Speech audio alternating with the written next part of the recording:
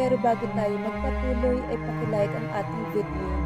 Ganun din ang subscribe button, pati na rin ang bell icon para lagi tayong updated sa mga parating ko pang mga uploads.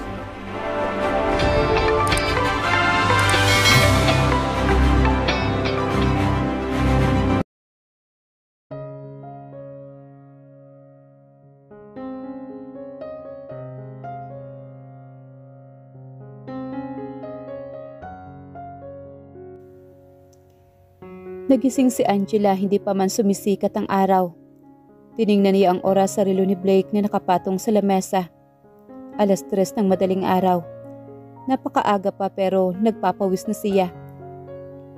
Hindi dahil mainit kundi dahil masama ang pakiramdam niya. Nasusuka siya na hindi niya maintindihan. Maingat siyang bumaba sa kama at naupo sa silya. Malalim ang ginawa niyang paghugot ng hangin. Ano ba ang nangyayari sa kanya? Magkakasakit ba siya? Wala sa loob na nahaplos niya ang tiyan niya. Pagkatapos ay namilog ang kanyang mga mata. Buntis ba ako? Hindi malayong mangyari iyon. Mag-iisang buwan na rin silang magkasama ni Blake sa lugar na iyon. Kinapa niya ang dibdib. Akala niya ay magagalit siya kay Blake kapag nabuntis siya nito. Iyon ang pinakaangkop na emosyon. Tinangay siya nito sa malayong lugar at inalayo sa lalaking pakakasalan niya dapat sa araw mismo ng kasal niya. Pinuwersa siyang permahan ang marriage contract at tinatabihan gabi-gabi sa kama. Kaya buong paniniwala niya ay hindi niya matatanggap agad ang batang mabubuo nila. Pero nagkamali siya. Tinutok niya ang tapat ng dibdib at masaya siya. Ipinilik niya ang ulo. Tama ba ang nararamdaman niya? Paano si Rowald? Mariin siyang napapikit nang muling magmulat ng mga mata. Ay nahagip ng kanyang mata ang cellphone ng asawa na bahagyang sumilip mula sa ilalim ng una nito. Umakyat siya sa kama at maingat na lumapit sa kanya. Maingat ni inuunat ang kanyang kamay. Itinutok niya ang telepono pero bago pa niya mahawakan ang aparato ay nauna na ang asawa. Pinagsalikop niya ang kanyang mga daliri sa kanyang mga daliri. Tumingala at diretso sa kanyang mga mata. Anong ginagawa mo? Mababa ang boses nitong tanong. Ang gandang pakinggan ng boses nito na tila ba gusto niyang halikan ito sa mga labi. Kinastigo niya ang sarili dahil kung ano-ano ang tumatakbo sa isipan niya. Wala, gusto mo ang telepon hindi ba?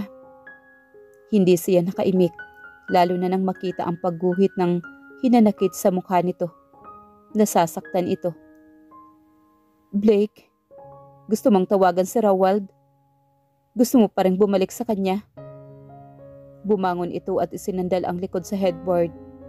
Ipinikit nito ang mga mata at humugot ng malalim na paghinga. Ang totoo'y natatakot siya para sa sarili niya, lalo na ngayong nagdadalang tao siya. She didn't want to be like her old self again, pathetic and obsessed. Pero ngayong kapiling niya ang lalaking labis niyang minamahal, ay napakahirap sabihing hindi na siya magpapakatangang muli para rito. Nagmulat ng mga mata ang lalaki at tumingin sa kanya. Matiim ang pagkakatitig nito sa kanyang mga mata. Nakakapangapos ng hangin. Ayaw niyang tinititigan siya nito ng ganoon dahil nababaliw na naman siya. Umigting ang mga panga ni Blake. Hinaplos nito ang pisngi niya. Pagkatapos ay walang imik na inabot sa kanya ang aparato. Tawagan mo siya kung iyon ang gusto mo. Natahimik na naman siya. Nasa mga kamay na niya ang phone pero ayaw na niyang tawagan si Rowald. Pinanood niya ang paghiga ulit ng asawa patalikod sa kanya. Gusto niyang yugyugin ang balikat nito. Pero natatakot siyang hawakan ito sa ngayon. Nahiga na rin siya at buong gabing nakipagtitigan sa kisame. Pagsapit ng umaga ay hindi na nakapa ni Angela ang asawa sa kanyang tabi. Napabalikwas siya ng bangon. Lumingap siya sa paligid at nakahinga na maluwag nang masiguradong naroroon pa naman ang mga damit nito. Ilang minuto din siyang nakaupo sa kama, hindi siya mapakali. Lumapit siya sa pintuan at kinatok iyon. Blake, naririnig mo ba ako? Nandyan ka ba sa labas? Pumasok ka naman dito, please. Katahimikan. Napabuntong hininga siya. Umalis na naman siguro ito. Sinubukan niyang pihitin ang seradora at kulang ang sasabihing nagulat siya nang mapagtantong hindi iyon nakakandado. Dapat matuwa siya, hindi ba? Pero imbes na matuwa ay lalo lang siyang kinakabahan. Hindi na siya nag-aksaya ng oras at bumaba ng lighthouse. Sa labas ay malakas ang ulan. Pero naroroon si Blake, nagsisibak ng kahoy kahit naman hindi nila iyon kailangan. Basa ito at hubad ang kalahating katawan. Maging ang pantalon nito ay basang-basa na rin. Blake, anong ginagawa mo riyan? Bakit nagsisibak ka ng kahoy? Nilakasan niya ang boses para marinig siya nito. Lumingon ito sa kanya. Ngumiti ito sa kanya pero naroon ang sakit sa ngiting iyon. Nasa loob ng susi ang sasakyan, kunin mo lang kay Manang Sorena. Anong ibig mong sabihin? Hindi ko alam na ang ibalik pala ang ganitong pag-ibig ay napakasakit. Hanga talaga ako sa iyo. Paano mo ako nakayanang mahalin sa loob ng napakahabang panahon? Binalikan nito ang pagsisibak. Siguro nga matigas ka sa akin, kaya hinahayaan kita. Mas matigas ka sa akin, Angela, kaya pinababayaan na kita ngayon. Napako siya sa kinatatayuan. Naikuyom niya ang kamay sa tapat ng kanyang dibdib. Gusto na siya nitong pakawalan. Gusto ba niya talagang lumaya mula rito? Ayaw na niyang matakot. Bahala na. Kawawa naman ang asawa niyang nagsisibak ng kahoy sa ilalim ng malakas na ulan. Kahit hindi naman nila kailangan iyon. Tumakbo siya papalapit sa asawa. Eksaktong pagharap nito sa kanya ay ang paghagis niya ng sarili payapos dito. Gulat na gulat naman si Blake. Angela, akala ko ba sabi mo, hindi mo ako pakakawalan.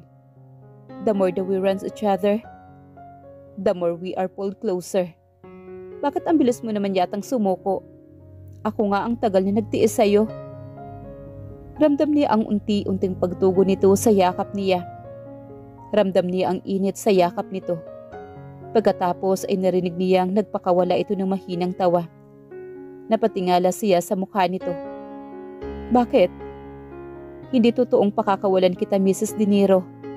Hindi pa ako nababaliw para ibigay ka ulit kay Rowald. Pero siniil nito ng mainit na halik ang mga labi niya. I did a little work on the sparks plug. Hindi gagana ang sasakyan sakaling piliin mong iwanan talaga ako.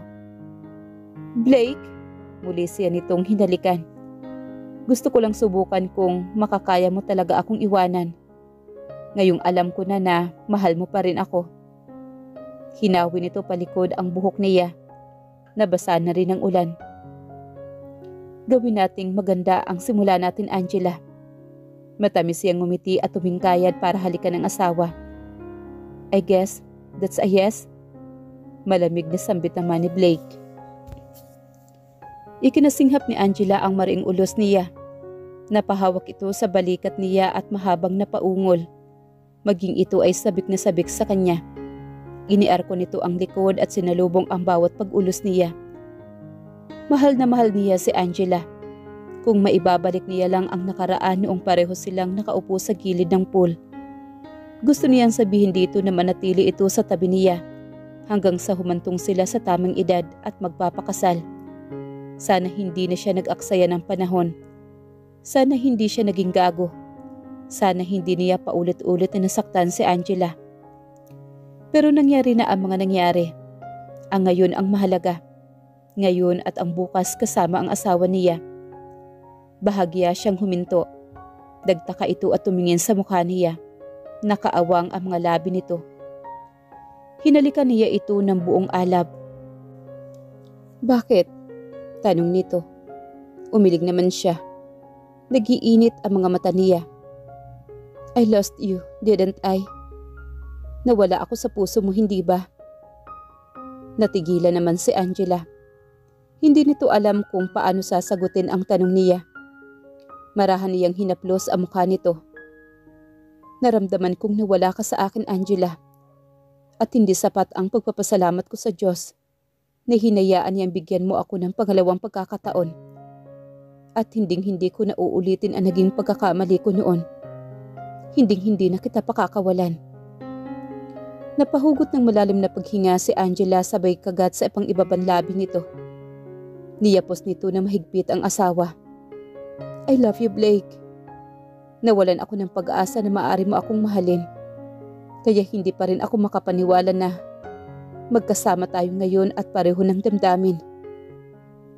Sinuklian niya ng mainit na yakap ang pagyapos sa kanya ng asawa. Gusto niyang ipadama rito na hinding-hindi na ulit ito masasaktan sa piling niya. Ang kanyang bawat pag-ulos ay may rubdob at init na puno ng pagmamahal. Sumasayaw sila sa himig ng pagmamahal at nagniningning ang mga mata nila sa tuwa. Bumilis at dumiin ang mga pag-ulos ni Blake. Sinagad-sagad na niya at binabaon. Habang mainit na hinahalikan ang mga labi ng asawa. Nang maghiwalay ang mga labi nila ay pulos malalalim na paghinga at mga ungol ang maririnig. Dama niya rin ang panginginig ng katawan ng asawa.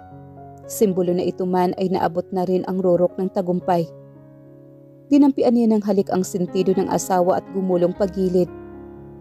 Niyakap niya na mahigpit ang asawa dahil ayaw na niya itong pakakawalan.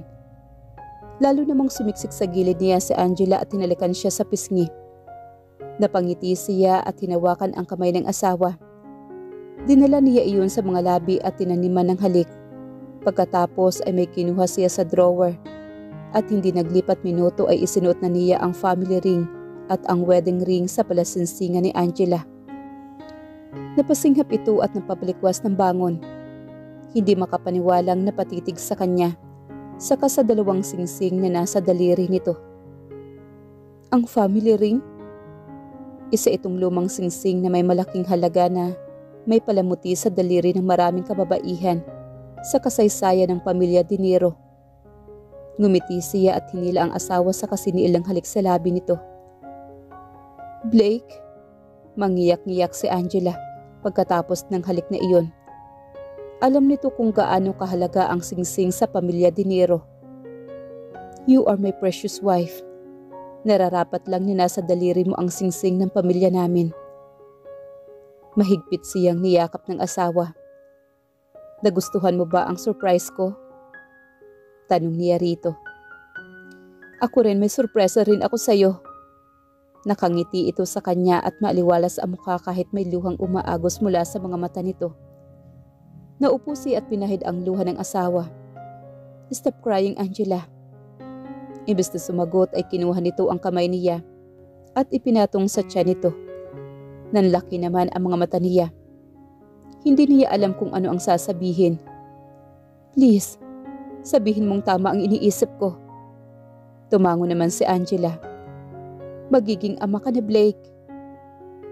Gumuhit ang malawak na ngiti sa mga labi ni Angela nang matikman ang nilutong salpikaw ng kanyang asawa. Hindi iyong kalasa ng salpikaw ni Rowald, pero masarap din iyon.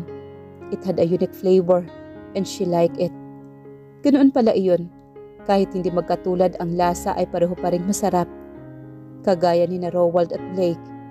Magkaibang magkaiba ang dalawa sa ugali at interest, pero parehong may mabuting katangian. Mula sa likod ay niyakap niya ang asawa na nagtitimpla ng juice. Naka-apron pa ito at nakatali ang bangs na bahagya ng humahaba. He looked adorable. Hindi niya akalain sila pa rin pala ang magkakatuluyan. 4 na buwan na silang nagsasama. Umalis na sila sa lighthouse at lumipat sa malaking bahay katabi niyon. Tinutulungan sila sa pagmimintina ng bahay ni Manang Surena. Maalaga ang matanda lalo na sa kanya. Hindi pa rin sinasabi ni Blake ang buong dahilan kung bakit dinala siya nito sa lighthouse at kung bakit hanggang sa oras na iyon ay hindi pa rin sila bumabalik na Maynila. Hindi rin naman siya nagtatanong dahil batid niyang may dahilan ang asawa niya na hindi pa nito masabi sa kanya. Isa pa tila naging paraiso nila ang lugar na iyon. Kontento ni siya sa piling ni Blake. Saglit lang, Angela. May kukunin lang ako sa labas. Wika ni Blake. Hinalikan nito ang noo niya na nagpangiti sa kanya. Nilagay na niya ang pitsil ng orange juice sa mesa nang marinig ang kaguluhan sa labas ng bahay. Blake? Dali-dali siyang lumabas at naabutan ang pagsuntok ni Rowald sa pisngi ng kanyang asawa. Inawat ito ng mga alagad ng batas. Walang hiya ka. Ang kapal mo nagtago. Tinangay mo ang babaeng pakakasalan ko sa araw ng kasal namin. Nagtatagis ang bagang ni Rowald. Ikulong niyo ang lalaking yan. No! Hiyaw naman niya. Namumutla sa nerbiyos. Mabilis siyang lumapit sa asawa at nag-aalalang sinuri ang mukha nito. May sugat ito sa labi dahil sa pagkakasuntok dito ni Rowald. I didn't fight back, Angela. Dahil dapat lang naman sa akin ito. Naiintindihan ko ang galit sa akin ni Rowald. Kung ako man ang nasa posisyon niya, malamang na higit pa sa suntok ang bibigay ko sa sinumang aagaw sa iyo. Stop it, Blake. Niyakap niya ang asawa. Come home, Angela. Nandito na ako. Nahanap na kita sa wakas. Sumama ka na sa akin. Makakauwi ka na rin. Hindi ka na ikukulong ng gagong iyan dito. Uwi ka naman ni Rowald. Tumayo siya at humarap kay Rowald. Napatingin agad ito sa tiyan niya. Nakasuot siya ng fitting na t-shirt at black leggings, kaya halata ang maliit na umbok ng tiyan niya. Napanganga si Rowald at napailing. Hindi makapaniwala sa nakikita. Nahaplos niya ang tiyan. Angela, buntis ka? Mabuway na tanong ni Rowald imbes na tumugon sa litanya niya. Tumango naman siya. Si Blake ang ama, kaya walang ikukulong dahil kusa akong sumama kay Blake. Pagsisinungaling niya para pagtakpan ang asawa. Kung sasabihin niyang sapilitan siyang dinala sa lugar na iyon ni Blake noon, tiyak na mapapahamak ang asawa niya. Hindi ako nakakulong dito. Desisyon naming dito manatili sa pansamantala. No, sabihin mo ang totoo. Sadya bang binuntis ka ng lalaking yan para hindi ka makawala sa kanya? Hindi, Rowald. Bumuntong hininga siya. We both want the baby. Dahil mag-asawa na kami ni Blake.